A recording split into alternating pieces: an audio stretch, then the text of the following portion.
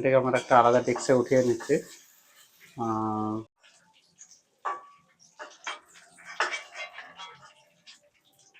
প্রথমত ওই কড়াতেই আমরা তেল ঢেলে দিচ্ছি, সরষের তেল। পরিমাণ মতো সরষের তেল ঢালা হলো। তারপরে আমরা একের পর এক মশলা দিতে থাকবো। এই যে মশলা, প্রথম ফোড়ন, মানে আমরা হচ্ছে শুকনো লঙ্কা দিলাম প্রথমে 1 পিস, তারপরে তেজপাতা দেওয়া হলো পরিমাণ মতো, তারপরে দারুচিনি, তারপরে হচ্ছে এলাচ, তারপরে এটা হচ্ছে লং। এই দিয়ে আমরা প্রথমে একটু নেড়ে নেব। এটা একটু ভালো করে নেড়ে নেব। এটা একটুখানি হওয়ার পরে এবার আমরা ঢেলে দেবো পেঁয়াজ। আমরা হচ্ছে পেঁয়াজ রেডি করেছিলাম, ওই পেঁয়াজ। সো বন্ধুরা, পেঁয়াজটা খানিকক্ষণ নাড়া হলো, তারপরে অনেকটা দেখো গলে যাচ্ছে। আর একটুখানি গলবে, গলার পরে হচ্ছে আমরা তারপরে কি মশলা দেবে না? হ্যাঁ, এরপরে আমরা আদা রসুনের পেস্ট দেব। দেখো পেঁয়াজটা একটু গলে গেছে, এবার আমি দেবো আদা রসুন পেস্ট, একসাথে পেস্ট করেছিলাম সেটা দেব। পরিমাণ মতো আদা রসুনের পেস্ট দেওয়া হলো।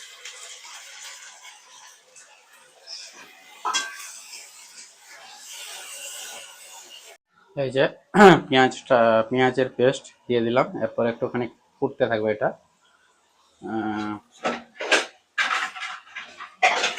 খানিকক্ষণ নাড়াতে হবে। নাড়ানোর পরে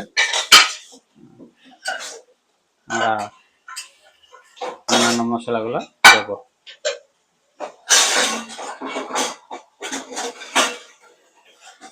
এই হচ্ছে সেই পেঁয়াজের পেস্ট। আর এই যে কালো কালো দেখা যাচ্ছে, এটা হচ্ছে আপনার একটা লঙ্কা, মানে শুকনো লঙ্কা দিয়েছে, হয়তো ভালো লাগবে খেতে, এই জন্য এইভাবে খানিকক্ষণ নাড়াতে হবে। অনেকটা পানি মরে যাবে, তারপর হচ্ছে আমরা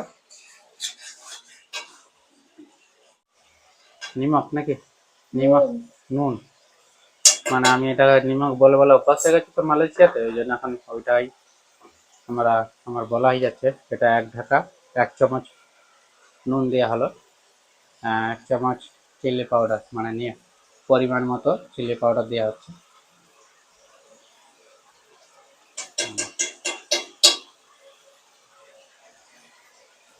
ওই যে পেঁয়াজের পেস্ট দেওয়া হয়েছিল, সেটা খানিকক্ষণ হওয়ার পরে, ফ্রাই হওয়ার পরে এই মশলাগুলো ডালা আছে। এটা 1 চামচ হলুদের পাউডার দেওয়া হলো।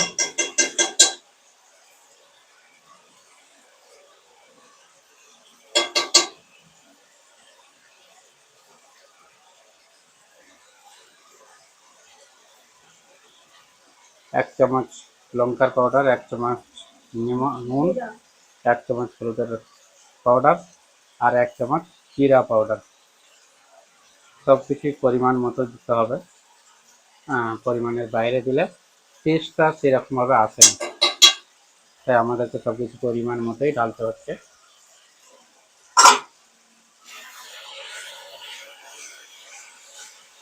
দিয়ে সবগুলোকে একসাথে নাড়ানো হচ্ছে। নাড়িয়ে এটা অনেকটা গাঢ় গাঢ় করা হবে, মানে অনেকটা মশলা করা হবে, ভালো করে ফ্রাই করা হবে। সব মশলাকে একসাথে ফ্রাই করা চলছে। তারপরে হালকা পানি ঢেলে দেওয়া হচ্ছে, পরিমাণ মতো পানি। এই সাইডে যেগুলো লেগে আছে এগুলোকে পরিষ্কার করে মশলার সঙ্গে মিক্সড করে দিয়ে,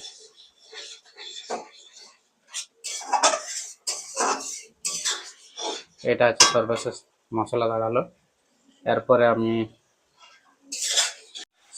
বন্ধুরা, সব কিছু মশলা দেওয়া হয়ে গেছে। এটাকে এখন ভালো করে আমি নাড়িয়ে নিচ্ছি, যেন মশলাটা না বসে যায় কড়ার মধ্যে। বসে গেলে আবার টেস্ট ভালো হবে না,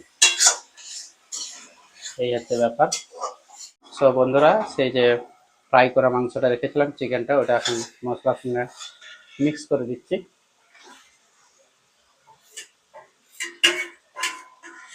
বন্ধুরা, চিকেনটা ভালো করে কষা হয়েছে, এবারে আলুটা দেওয়া হচ্ছে। এই যে আলু, চিকেন আলু একসাথে করে দেওয়া হলো। তো এবার এটা ভালো করে আর একটুখানি কষা হবে। আসলে যে কোনো তরকারি, যে কোনো রেসিপি তাকে যদি ভালো করে ফ্রাই করে কষে রান্না করা হয়, সেটার টেস্ট আলাদাই হয়, অনেক আলাদা হয়। তো আমরা তো বিভিন্ন প্রকারের রেসিপি খেয়েছি। আজকে চিকেন, আজকে যে চিকেন রেসিপি বানানো হয়েছে, আশা করি অনেক অনেক টেস্ট হবে। আচ্ছা, এর সাথে যদি আর দু চারটে ধনিয়া পাতা পড়ে যায় আরো মজা হবে, বলো? হ্যাঁ, তো আর যদি আমরা এরপরে সর্বশেষ যখন ধনিয়া পাতা আমাদেরকে দিতে হবে, দিলে পরে আরো বেশি টেস্টফুল হবে। সঙ্গে একটু হালকা পানি ঢেলে দেওয়া হয়েছে, পানিটা একটু কম হয়ে গেছিলো, কষতে কষতে অনেকটা বেশি কষা হয়ে গেছে, যে কারণে পানি একটু ডালতে হলো। দেখুন বন্ধুরা, আস্তে আস্তে তরকারি কালারটা আলাদা টাইপের হচ্ছে। সর্বশেষ যে কালারটা থাকবে সেটা দেখাবো।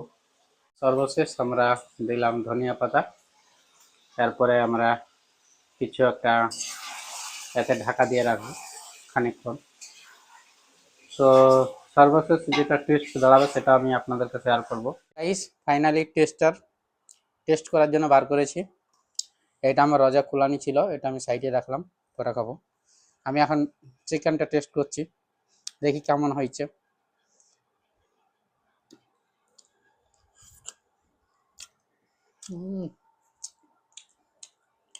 খুব সুন্দর হয়েছে, খুব টেস্ট,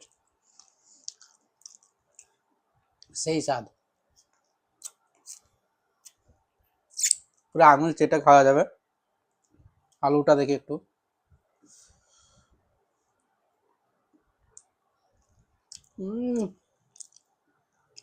আলুও ফাটাফাটি হয়ে যায়।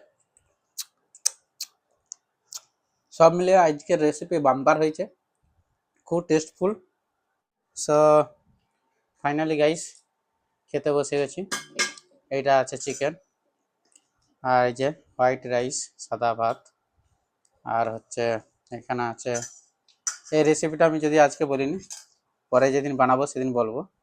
এটা হচ্ছে কুমড়া ফ্রাই। সো এই সব কিছুর উপরে আমি দিচ্ছি নেবু। সো আশা করি খুবই ভালো লাগবে। দেখি এবারে, যদি একবার টেস্ট করেছি, খুবই ভালো হয়েছে, মুখে লেগে আছে। এবারে এখন একটু খেয়ে দেখি ভাতের সঙ্গে কেমন লাগে।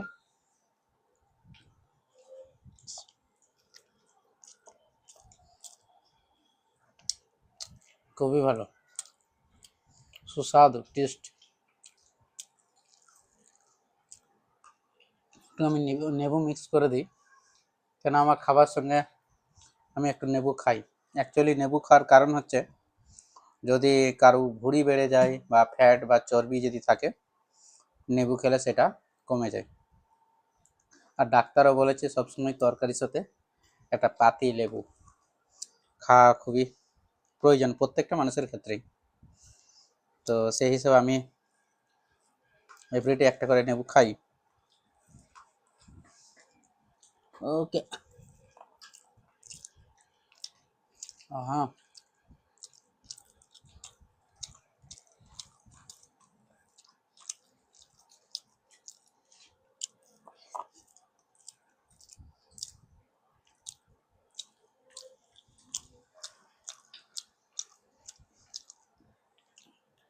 আলু আচার, আমাকে আলুটা খুব ভালো লাগছে। কাল থেকে 5 কেজি আলু নিয়ে আসবে, আলু দিতে থাকবো, আলু নেই আর ছাড়ো।